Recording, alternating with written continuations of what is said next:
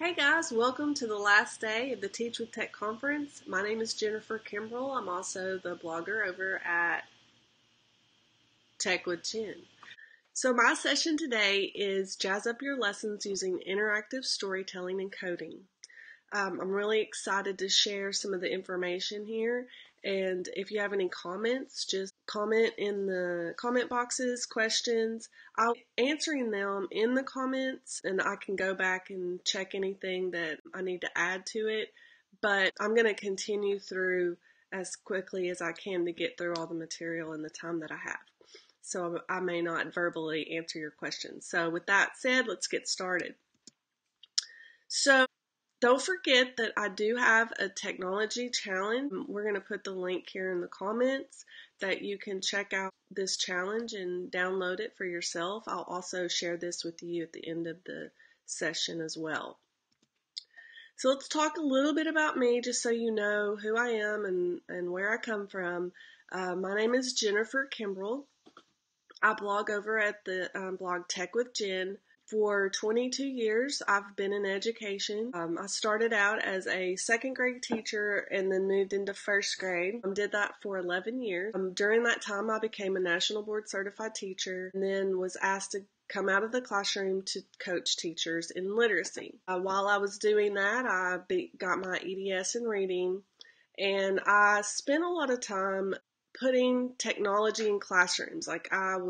My first one-to-one iPad classroom was while I was a literacy coach. I was the first teacher in our district to have a smart board when I actually taught. Technology has always been a pretty big deal in my classroom, even before I even had a computer lab or anything else. Because of that, they asked me if I would become the technology facilitator for our school. And I did that for a couple of years and then became a consultant and curriculum designer. So I've been on my own going to different districts around the state and even some around the country to talk about technology for the last 5 years. So I'm really excited to be here and can't wait to share all the information I have with you. So what you're going to learn today is why coding should be taught in the classroom, and kind of give you a little story about what I thought about that at first when coding first came on the scene. I'm going to share with you some appropriate apps to use and how to create dynamic lessons that implement interactive coding strategies. Also, I'm going to show you how you can integrate that coding into core subject areas.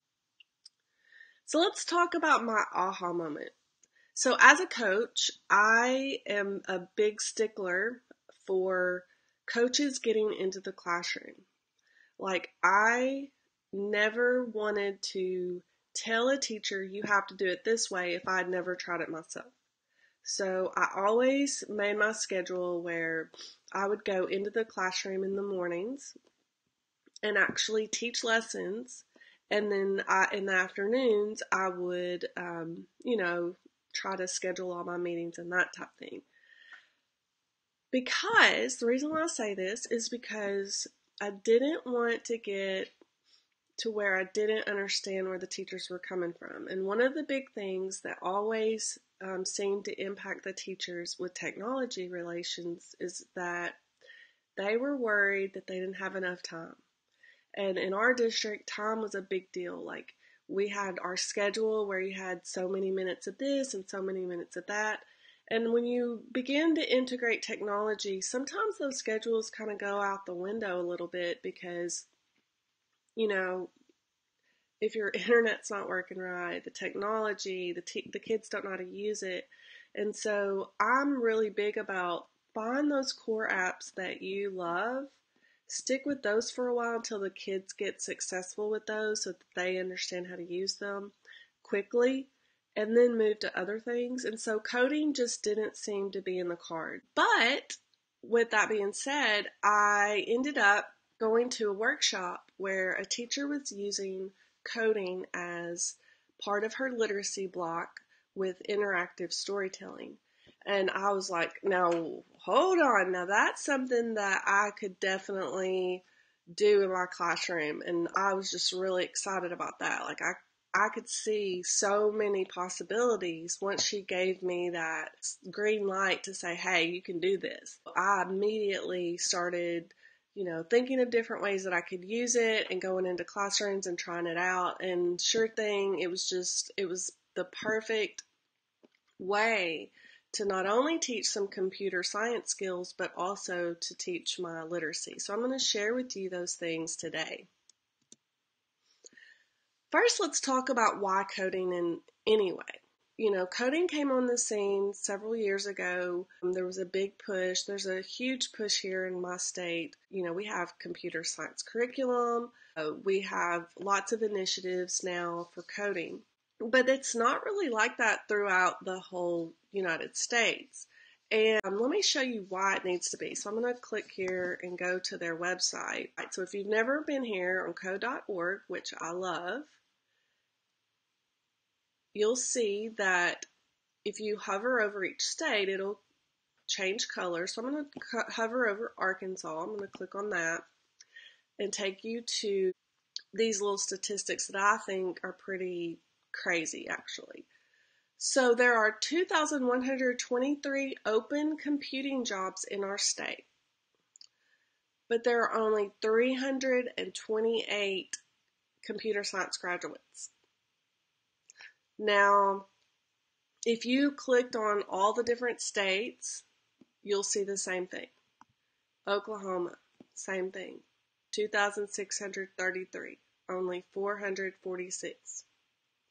I mean, you'll see there's no dedicated state funding. Does not require all schools to offer computer science. Now, I am really pleased with Arkansas and how they've stepped it up. It's exciting, but I mean, it's just crazy to me. We have all of the computer jobs and we don't have anyone to fill them. And so with that being said, we've got to introduce this to our students. Like, this is really important. So that's one reason, there in itself, is that we don't know the kinds of jobs that are going to be offered to our students in the next 10 years. When our students out of high school, things are going to look different 10 years from now, 20 years from now. And so we need to definitely be on top of our game when it comes to technology and computer science. Another thing is that learning programming empowers kids. Like, one thing that I love, and I implement these in some of the lessons that I've created, is the idea of self-perseverance. Like we've kind of walked away from that a little bit when it comes to, teaching our kids to try again, It's like if someone fails, then they just give up and they're like, I can't do this. My own children they're not as bad now because they're getting to be adults, but they were so bad about that. It's like, keep going, don't give up. Of course, it's easy as learning a language. Like, it is kind of its own language. There's so many diverse early learning benefits for kids with just the different aspects of computer science. And they become more fluent with their technology, and that's something that we really need. We don't just need consumers of technology. We all say that our kids know how to use technology, but honestly, they don't. Most of our kids don't use technology. They're just consumers of it. And so we need, this is a great way to teach them some really good technology skills. Of course, like I said, we need more programmers. So these are all great reasons why we should be teaching coding in the classroom. So let's talk about our appropriate apps and resources. The thing that I'm going to talk to you today about is the app Scratch Junior, and this is on your iPad. Now, if you don't have iPads in your classroom, that's okay, because you can use Scratch, which is the web component of Scratch Junior. Scratch Junior is a little more, it's just easier, I think, whereas Scratch is a little more difficult. It basically works the same way. I'm going to be more focused on Scratch Junior just because most of my schools are iPad schools. There's lots of tutorials, and I'll share those with you later. So before we go into the dynamic lessons, I want to show you how the Scratch Junior app works. So that's the app that I'm going to use the most. Basically, when you open it up, it comes into all of your scenes that you've created. So to create a scene, you're just going to click on the plus sign, and then it'll open up to your scene. So on looking at it to your left, you're going to see all of the characters. So you'll notice the plus sign. So if I wanted to create a new character, I can just click on the plus sign, and I can choose characters that they've already created, so kids can just choose from the characters here. But I can also draw my own, and a lot of the times I would have students draw their own to look like the characters. So if you click on that and click on the paintbrush up here at the right hand corner, then that would allow students to draw their own characters. So you can see that this could definitely be, even though this seems like more of a lower grade app, I mean, kids that are even in high school could do some really cool things with their characters. You can make shapes, you can, pull in colors with the fill bucket. You can take pictures, stamps, there's all kinds of things you could do. So they could draw their pictures. So I'm just going to real quickly just draw a really quick person there. And then press the check mark in the right hand corner and you have a character. And so now the character can move around in your setting area. So this is your scene. You can do a lot of cool things by clicking up here, left hand corner up here. You can make it a grid, which would be great for math. You can also change your scenes. Again, you can create your own scene with the blank template in the left-hand corner, but they have lots of scenes that you can choose from. Down here is the different coding. So if I wanted this character to move to the right, and I might want him to move 5 times, then if I press the play button, my character will move. Oh wait, sorry, I have to start it first. Let me start with the flag. You have to start with the flag. Now press the green flag and my character moves. The blues are just ups and downs, jumps, and that kind of thing. The purple, you have your speech bubble, so if I wanted him to say something, I can click on that and change the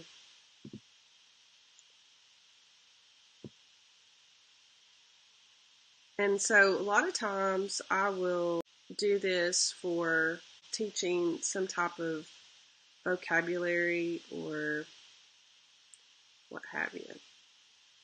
And there's the speech bubble. You can make your characters get bigger and smaller. Of course, you can record. So if you wanted the students to retell a story, they could do that.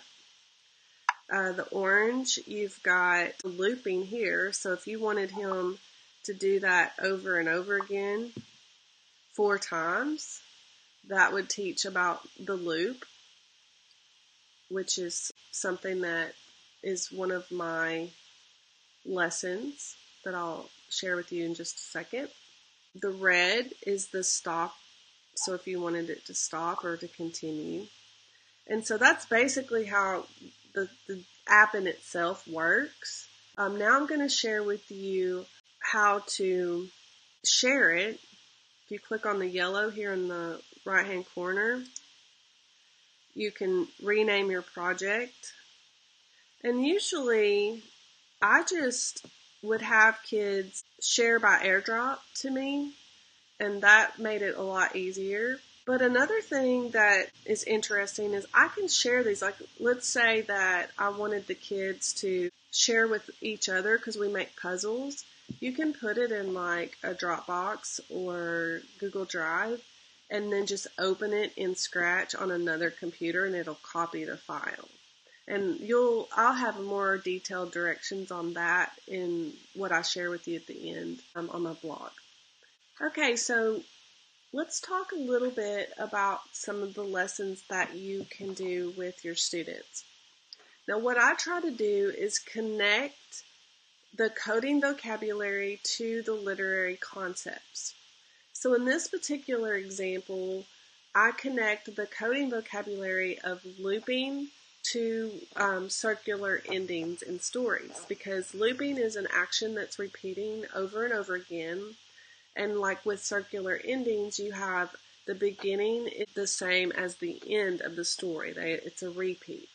And so it just kind of gives them a bridge between the two things and pulls into that literary concept. So Snowmen at Night was a really good example of doing that. And so what I did was I had students create from a story. They could use different stories that they read and decide if it's a circular ending or if it wasn't a circular ending. So they had to create their first scene, their second scene, and then the answer to the problem. So here is an example of how we did that. Now let's look at the example of looping. This is just from Snowmen at Night, which we know is an example of loops, but kind of give you an example. So basically, students create the scene at the beginning of the story, and then they also create the scene at the end of the story. And then they create kind of a puzzle, so students that are looking at their stories can decide, is this a circular ending or is it not? So you'll notice here it says click on cloud to learn more, and when you click on the cloud, it's going to take you to the answer. So you've got your first part of the story, the last part of the story, and your answer. And basically, students are just recreating. So when they click on the red or the green flag, it just recreates sort of the beginning and end, and it takes the students that are watching can click on the cloud and it would take them to the answer. Another important component of creating dynamic lessons is through your rubrics. It's important that you create rubrics with your students. Now, you'll see that I have examples of the rubrics, and I know I don't typically create rubrics for my kids. I usually create it with them, but I know that teachers at least like to have an example of what that would look like, and so I create those for the teachers. But here's an example of an interactive scene where the students have to plan the scene using a phrase from the story. So they can take a phrase from the story and then draw it out on a planning sheet or on they could do it in Scratch if you wanted to, and create their characters and their backgrounds and just create a simple scene of what that phrase means within the story. And they test their scene and then modify their scenes to add more elements if they need to. So that's one example of creating cool dynamic lessons in Scratch Junior and Scratch.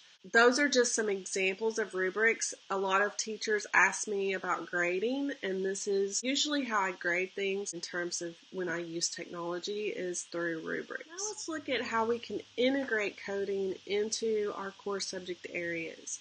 Now obviously you can see how it would definitely be related to literary block.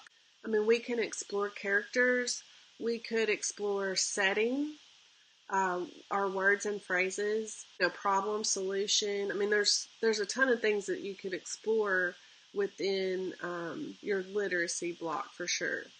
I mean, you could really even do like spelling and writing, and I mean, I could come up with lots of cool things that you could do with it. So if you can think of some fun things that you could do, type them in the comments and let's hear some of your ideas of ways that you could integrate within your literacy based on what you know so far about this. Now, another thing that I did was I also integrated it into science. And one of the lessons I created was a weather unit. And the coding vocabulary was the word conditionals.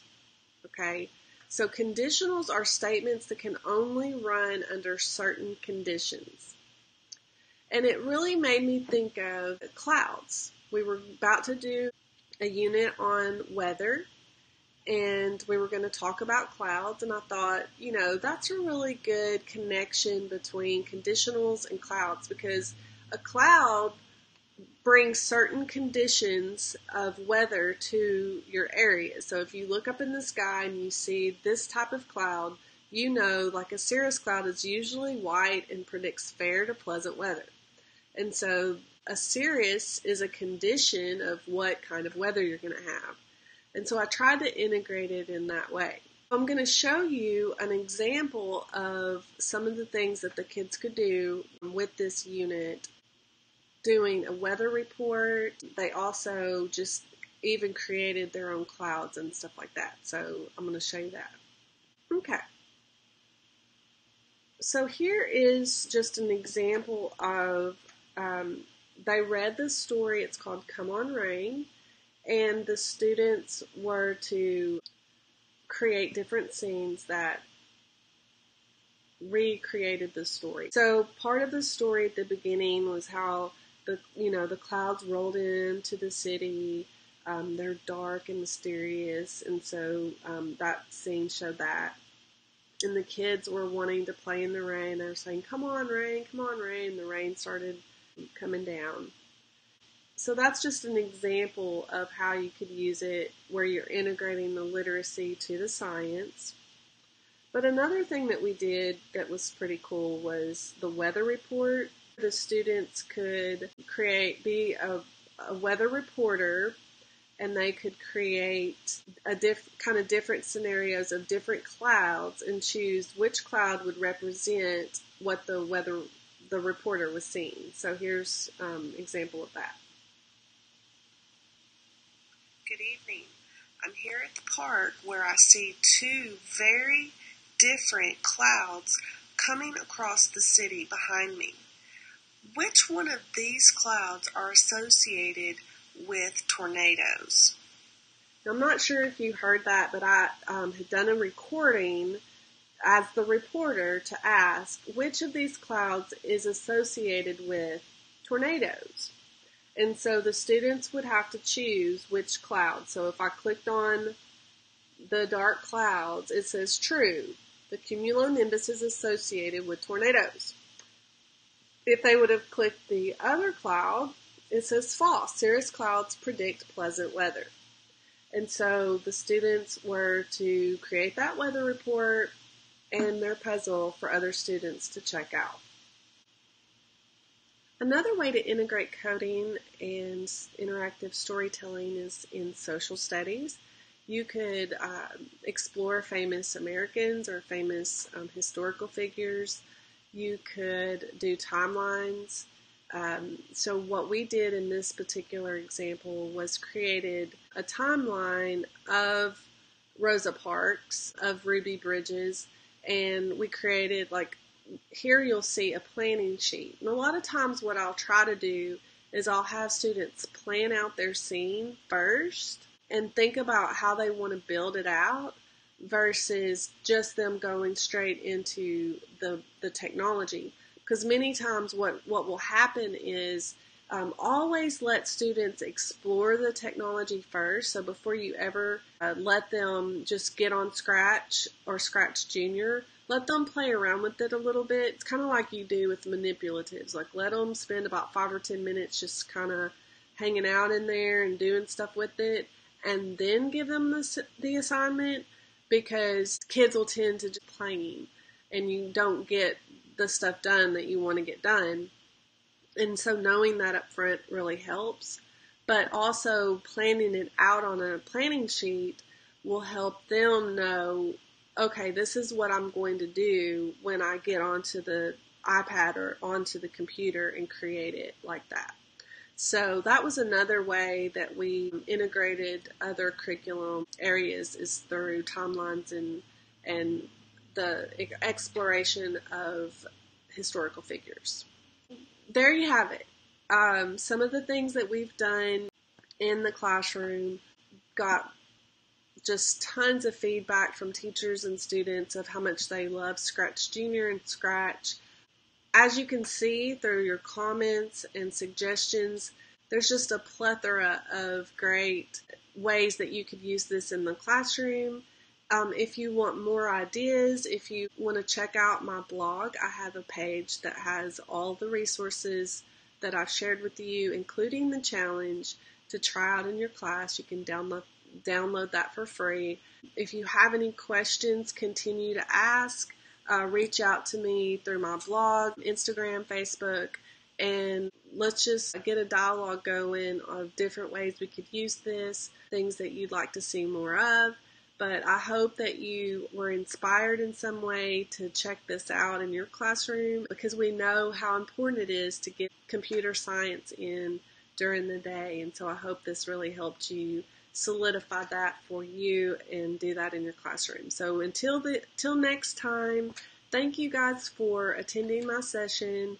I really appreciate it, and I hope that you got a lot out of it, and I've blessed you in some way. So have a great day.